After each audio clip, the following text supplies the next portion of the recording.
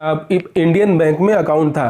क्योंकि गाइस जैसा कि आप सभी जानते हैं इलाहाबाद बैंक का जो मर्ज है वो इंडियन बैंक के साथ कर दिया गया है और इसकी जो समय सीमा रखी गई थी आखिरी तारीख की पूरी तरीके से सिस्टम को माइग्रेट करने का, ये आरबीआई के द्वारा 31 मार्च 2021 को रखा गया है। लेकिन बैंक की कोशिश है कि उससे पहले ही जो है सारे मैटर को निपटा दिया जाए।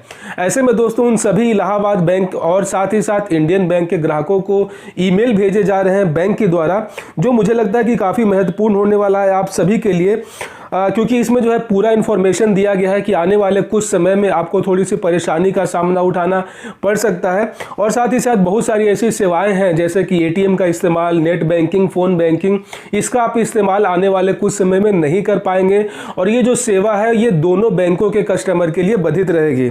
दोस्तों बैंक ने अपने ईमेल में कहा है कि माननीय ग्राहक, विषय है इंडियन बैंक में इलाहाबाद बैंक का जो सम्मेलन किया गया है रिटेल इंटरनेट बैंकिंग एवं मोबाइल बैंकिंग पंजीकरण प्रक्रिया के संबंध में। दोस्तों कहा यह गया है इंडियन बैंक में इलाहाबाद बैंक का पूरी तरीके से मर्ज हो गया है।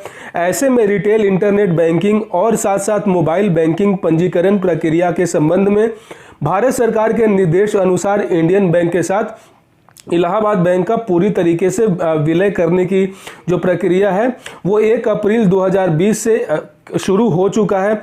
ऐसे में 1 अप्रैल 2020 से पहले इलाहाबाद बैंक के सभी ग्राहकों को स्वागत करता है, मतलब कि इंडियन बैंक में स्वागत किया जाता है।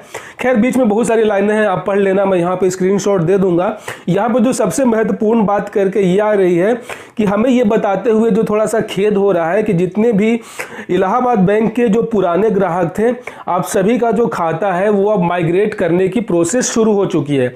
मतलब कि आपका सारा डाटा जो है अब उठाकर इंडियन बैंक में जो है वो पुट करने की कोशिश शुरू हो चुकी है। इसके लिए आपको जो है आपका इलाहाबाद बैंक का जो एम पावर एप्लीकेशन होता है और साथ ही साथ इलाहाबाद बैंक का जो इंटरनेट बैंकिंग होता है वो सेवा जो है 12 फरवरी 2021 को रात्रि 9 बजे से लेकर, गाइस मैं एक बार फिर से रिपीट कर रहा हूँ, इलाहाबाद बैंक का एम पावर एप्लीकेशन साथ साथ इलाहाबाद बैंक का नेट बैंकिंग जो है 12 फरवरी 2021 से रात को 9 बजे से बंद हो जाएगी और आपको जो है 15 फरवरी 2021 को प्रातः 6 बजे से फिर से शुरू हो पाएगी, वो जो एक नए नाम के साथ, एक नए एप्लीकेशन के साथ। दोस्तों 15 फरवरी 2021 के बाद जो है आपका ऑफिशियल जो इलाहाबाद बैंक का एम पावर एप्लीकेशन था ये अब सेवा में नहीं रहेगा, ये इस्तेमाल में नहीं रहेगा। इसकी जगह आपको अब इंडियन बैंक का जो भी एप्लीकेशन रहेगा वो इस्तेमाल करना होगा।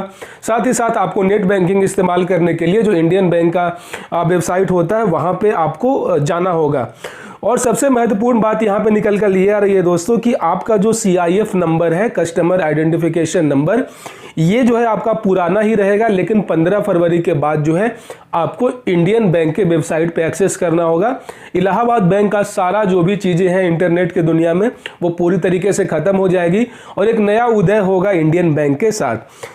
दोस्तों इससे जुड़ी हुई अगर आपके मन में कोई और डाउट है, कोई और क्वेश्चन है, कोई और इशू है तो कमेंट बॉक्स खुला हुआ है, आप लोग मुझे कमेंट कर सकते हैं। मुझे बहुत खुशी होगी आप सभी के सवालों का जवाब देने में।